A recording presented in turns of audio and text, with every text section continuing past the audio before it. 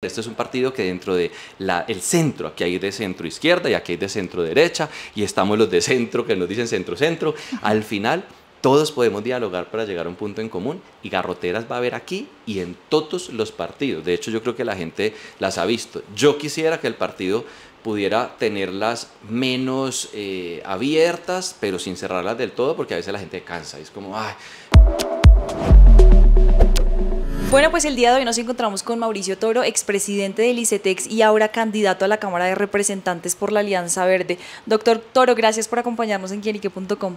Muchas gracias por la invitación, y el doctor lo regalo porque me siento viejo, ya me salieron canas aquí, creo que dice ICETEX. Bueno, candidato, quisiera empezar preguntándole por qué tomó la decisión de volver al Congreso de la República después de hacer parte de esta entidad educativa como es el ICETEX. ¿Por qué volver al Congreso de la República? ¿Qué lo llevó a tomar esa decisión? Varias cosas que me han movido siempre. Yo fui congresista del 2018 al 2022, tuve varias luchas, unas grandes que pudimos sacar adelante, otras que quedaron ahí como en el tintero y que en esta legislatura no salieron adelante porque no hubo alguien que se sentara a defender el emprendimiento, el desarrollo empresarial, la tecnología y varias de esas banderas que para mí siempre han sido como el motor. Y entonces, después de terminar un periodo interesante de casi 2 años en ICETEX, pues salgo y digo, yo creo que esas banderas que se quedaron por ahí huérfanas hay que volverlas a retomar, más aún en un Congreso que quedó debiendo muchas cosas a la ciudadanía en términos de educación, en términos de emprendimiento, en términos de tecnología, desarrollo económico, pero también en otros temas como los de la salud y la seguridad. Entonces, a partir de ahí empecé una reflexión de yo quiero volver a seguir construyendo, yo quiero volver a seguir sirviendo, y fue una decisión difícil, tengo que decir, porque yo estaba en el sector privado es cómodo y es tranquilo, pero cuando uno lo mueve el servicio, pues termina uno haciendo estas locuras, y hoy pues nuevamente intentando a volver a aprender la mecha de lo que fueron varias de las peleas y de los debates y de las propuestas que yo traía en ese momento. Por supuesto que sí, en ese orden de ideas de continuar las banderas que usted lleva, digamos que liderando durante estos años, quería también preguntarle qué proyectos de ley le gustaría a usted impulsar en la Cámara de Representantes. Hay una cosa que a mí me viene trasnochando desde hace unos años, y es este país que después de tantos años de esfuerzo de las generaciones que vienen atrás, de nuestros padres, fue un país al que acostumbraron a hacer filas. Es siéntese y espérese su turno que algún día le va a llegar. Entonces las personas empiezan a buscar salud de calidad y le toca a usted esperar, mientras las personas que tienen oportunidades se saltan la fila porque tienen cómo. Y también empieza uno a ver que hay gente haciendo filas para poder tener su propia vivienda, y los emprendedores buscando que les den un recurso para emprender y haga la fila, mientras los aviones, mientras los hijos de quienes hoy se han robado el Estado se saltan la fila y hacen que ese turno de ellos llegue ya. Y entonces, a partir de ahí, yo dije, yo creo que es el momento de nosotros, de los ciudadanos, de los emprendedores, de los jóvenes, para exigir que nuestro turno llegue ya, para garantizar que los recursos de lo público lleguen es a eso, a financiar los emprendedores que quieren dar oportunidades de empleo, a financiar a aquellas familias que sueñan con tener su vivienda propia y la ven cada vez más lejana, a financiar la educación de tantos que tienen que ir a hacer una fila al ICETEX con unas tasas elevadas y unas tasas en muchos casos injustas para poder estudiar porque no encontraron un cupo en la pública. Y este es el país de eso, de la gente a la que le tocó. Y uno va por la calle y ¿usted por qué se vino a vivir a Bogotá? Como es mi caso. No, porque me tocó, porque donde yo estaba no había oportunidades. ¿Y usted por qué estudió en tal universidad? La gran mayoría del país responde porque a mí me tocó aquí. Y entonces empezamos a ver un país que pone a la gente a hacer filas en lugar de un país que garantiza que los derechos sean otorgados no mañana ni pasado mañana, sino hoy. Y a partir de ahí, pues yo dije, yo creo que es el momento de hacer el salto y de ir a llevar proyectos alrededor de eso. Fomento al emprendimiento, que ha sido una de mis banderas. La tecnología como un mecanismo para agilizar los trámites del Estado. Es que es completamente injusto que una persona se tenga que ir a hacer una fila de días, de horas, o tomar un transporte desde su localidad a la entidad pública para hacer algo que podría ser virtual. Pero además, en las EPS, haciendo fila para una orden médica para que le entreguen un medicamento, cuando la tecnología puede hacer que usted lo haga desde internet y le llegue a su casa automáticamente, para descongestionar esas oficinas, y los únicos que tengan que ir a las oficinas sean las personas de la tercera edad que no tienen de pronto esa facilidad, que ni siquiera para ellos debería ser así, pero hoy vemos son entidades congestionadas. El INVIMA, gente haciendo fila para que pueda tener un registro INVIMA y un emprendedor esperando durante mucho para poderlo hacer cuando la tecnología lo permite. Entonces las banderas mías van a ser esas mismas, trabajar por tecnología para agilizar los trámites, la educación que tiene que llegar de verdad a donde uno espera que llegue, y al final todas esas oportunidades que se quedaron en una pausa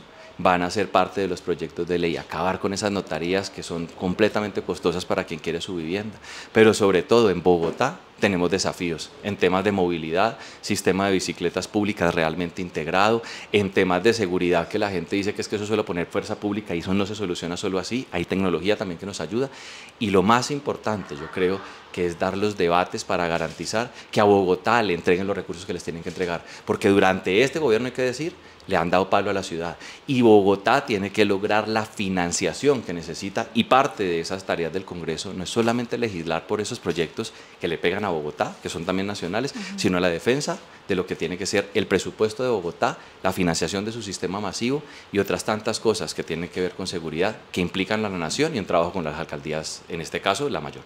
Para nadie es un secreto que en el Congreso de la República todavía sigue existiendo la mermelada, la maquinaria política, y por eso también quisiera saber cómo vencer ese tipo de redes que se crean dentro del Congreso para que iniciativas como las que usted quiere llevar al Congreso pues tengan luz verde. Yo ya lo hice y yo saqué, siendo oposición, de los pocos que logró sacar varios proyectos de ley adelante, y en ese momento fui oposición al gobierno de turno. Y yo creo que eso parte de la base, en primer lugar, de saber tender puentes, porque es que uno no puede improvisar en el Congreso, y esto es un mensaje para los ciudadanos de no es votar por el que más likes tiene y más seguidores y más cool, sino también por quien tiene experiencia, quien es capaz de tender esos puentes para dialogar y de lograr construir en el marco de la diferencia. Éramos 21 de oposición en un Congreso de casi 300. ¿Y yo por qué saqué varios proyectos? Porque me sentaba con los demás a decir, oiga, somos distintos, pero es que esto ayuda a millones de ciudadanos. La ley de endometriosis para tantas mujeres que hoy pueden tener un buen diagnóstico y que tenían que sufrir el dolor de lo que implica menstruar porque no estaban bien diagnosticadas, y por allá decían los de gobierno es que eso le va a costar al país, que el sistema no está preparado. Con argumentos y técnica logramos convencerlos de que aprobaran esto. La prohibición del asbesto, 11 años, la senadora Ablel, tratándolo de sacar, me llamó y me dijo, ayúdeme en esto, y logramos prohibir el asbesto que mata a miles de personas cada año, de una industria millonaria, que pagaban coimas en el Congreso para que eso no pasara, y logramos tender puentes y demostrar, gracias a la ciudadanía, de que esto se tenía que hacer. Entonces yo creo que esos debates se pueden hacer tendiendo puentes, dialogando, convenciendo a los congresistas, exponiendo a algunos cuando se quieren dar de avispados, y sobre todo denunciando los negocios que tienen adentro. En ese proyecto, en ese debate de asbesto, nosotros denunciamos junto a los medios de comunicación con la senadora de lo que estaban pagando para hundirlo, y era la danza de los millones, y exponerlos, poner un video y decir, a usted le están pagando. Eso empezó a generar de alguna manera como, bueno, no nos podemos poner en estas, y logré sacar proyectos importantes, etiquetado frontal, el de advertencia de alto en grasas, azúcares, contra una industria que no quería que pasara, y contra un lobby por ahí, yo creo que soterrado. Yo siempre decía que era la mano peluda, que trataba de evitar que esto saliera, y lo logré siendo oposición, en contra del gobierno incluso en algunos casos. Entonces esto demuestra que se necesita experiencia, que se necesita habilidad, que la tengo y la pongo al servicio pues de la ciudadanía, y que no podemos llegar a improvisar con cualquiera que termina haciendo videitos dándose golpes el uno con el otro, pero no legislando, y la gente termina esperando en una fila sus oportunidades. Entonces lo que quiero decir es, se puede, es más difícil claramente, pero se puede. Sobre eso último que usted mencionaba, porque hay polémica todavía en el país, porque digamos en el pacto histórico hay muchos influencers que quieren llegar al Congreso. ¿Qué opina usted también de que creadores de contenido hagan parte del legislativo? Hay de todo. De hecho, en mis redes sociales puse un semáforo. Entonces están los verdes, que son influenciadores que tienen un propósito. Muchos de ellos que hablan de política, que hacen control político, que se han dedicado a denunciar cosas y que tienen ese propósito y los ha movido, y que creo que le aportan mucho valor al Congreso. Le aportan valor en eso, no sé la experiencia de lo que implica esto, pero tienen un propósito. Están unos como en amarillo que puse ahí en mi publicación, que tienen o vienen de una industria, de un sector que defienden, interesante, pero no les ve uno sus propuestas, cuál es exactamente la lucha que van a dar, qué es lo que quieren hacer, y están ahí como en una vaina de, ¿será que sí logran hacerlo? Y lo dudo, porque esto requiere demasiado esfuerzo, tender puentes, conocer del sector. Podrán ser expertos mucho más en otras cosas. Y están los rojos, que simplemente vienen porque tienen familias políticas detrás, muchas cuestionables, otros tantos que se han dedicado a ridiculizar otros sectores y no a trabajar y aportar, sobre los que uno dice, sobre esto no deberían votar. Pero el hecho de ser generador de contenido, influencer, youtuber, como lo quieran llamar, tiktoker, instagramer, no los invalida. Hay gente muy valiosa que puede hacer un gran trabajo y hay otros que por el contrario uno dice, yo preferiría no ensayar porque no estamos para ensayar. El país está en una situación crítica que requiere conocimiento, que requiere experiencia y que requiere sobre todo mucha decisión. ¿Y quiénes estarían justamente en esa luz roja según usted? Los tengo, me pueden buscar en Mauro Toro o en Instagram y ahí van a encontrar, ahí hay hijos de parapolíticos, ahí hay hijos de personas que son muy cuestionables y que de verdad yo no creo que le vayan a aportar mucho al país. Candidato, por supuesto usted viene con muchas ideas, es una persona muy joven que quiere llegar al Congreso de nuevo, pero de pronto hay algunos proyectos de ley que usted quisiera eliminar, algunos que quisiera dejar de lado. ¿De los que yo traía o de los que hay por ahí? De los que hay por ahí. No, yo creo que hay varios. Hay unos que atentan contra la población diversa y LGBTIQ+. Yo soy un convencido de la diversidad, he sido como persona diversa un defensor y ahí hay proyectos que quieren acabar con lo que debe ser un país que permite a todos amar por igual y que quiere acabar con derechos fundamentales, y hay unos proyectos que además afectan el equilibrio de los sistemas. Colombia es un país de una economía de libre mercado, un país democrático, y hay proyectos que quieren restringir esa economía de libre mercado que también hay que dejar de lado. Es decir, yo siento que hay muchas cosas que hay que parar, porque hay una cosa, mucha gente piensa que ser congresista es presente y presente proyectos de ley. Y entonces lo miden incluso algunos equivocadamente. ¿Cuántos ha presentado? Yo puedo decir que muchos, pero es que eso no se trata solo de eso, eso se trata también de tapar goles.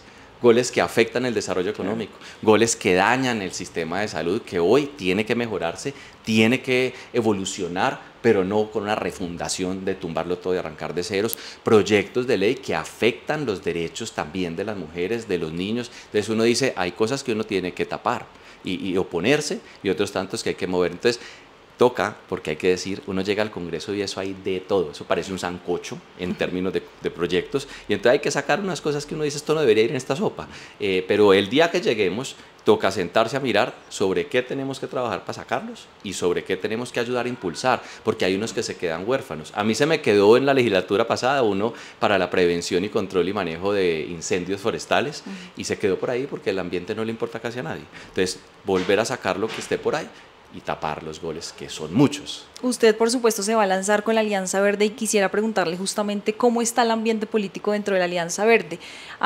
Se había rumorado que había fracturas dentro del partido y usted viene a ser parte, pues, de la Alianza Verde. ¿Cómo está el ambiente político en este que ahora va a ser su partido? Pregunta picante sobre esto, y tengo que decir que, como en todos los partidos, hay peleas, hay divisiones, es política, y la política trae emociones, y las emociones traen posiciones, y las posiciones maravillosamente no tienen que ser las mismas. Este partido es un partido que permite diferentes facciones, que usted pueda dentro de un marco sentarse, discutir y generar diferencias. Dicen algunos que el problema es que las peleas las dan de puerta abierta, entonces todo el mundo se entera. Mientras los otros partidos se agarran en privado, en puerta cerrada y por allá guardados.